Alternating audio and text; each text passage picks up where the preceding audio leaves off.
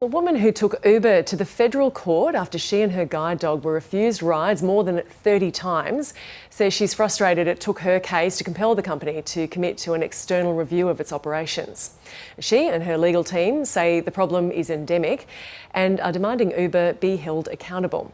Joining us now in the studio is National Disability Affairs reporter Nas Campanella. Nas, welcome. How did this case come about against Uber?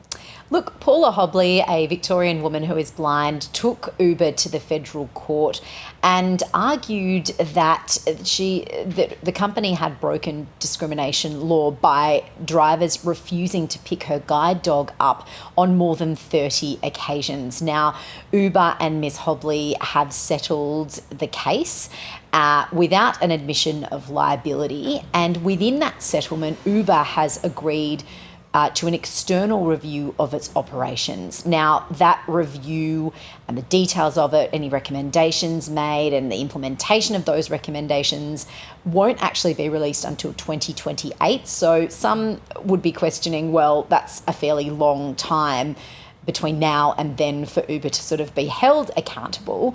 But particularly Miss Hobley, who took the case to the federal court, and her legal team, who represented her from the Justice and Equity Centre, say, yes, it is a period of time, but it is a time where Uber can have their processes analysed, recommendations made, those recommendations be put in place, and then them actually be tested, and then they'll have to report back. So there is a level of accountability that the legal team and Ms. Hobley are quite pleased with. Of course, they acknowledge that it does not straight away fix the problem, that between now and 2028, people still may be refused rides, whether you have an assistance animal or a guide dog. Ms. Hobley said that even while she was going through the legal action, that she was refused on multiple times, her and her guide dog being picked up by Uber drivers. So it is still a significant problem. They acknowledge that, but also really happy that something has finally happened in this space, because it is a significant problem for that community. Yeah, and what has Uber had to say?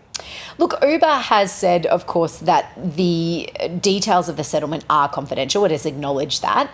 But it's also said that it does not take the practice or the instances of drivers refusing to pick up people with assistance dogs or guide dogs lightly. It has introduced policies and procedures and technology to ensure that drivers know their legal obligations, and that it has done everything it possibly can to ensure that those processes are effective, and that it will be, obviously, it has therefore agreed to this external review of its practices as well. And Naz, do we know how significant this problem is of drivers refusing people with guide dogs or other assistance animals? Look, it is a really significant issue. It's an issue that has been happening for years, probably more than 5 and upwards of 10 years.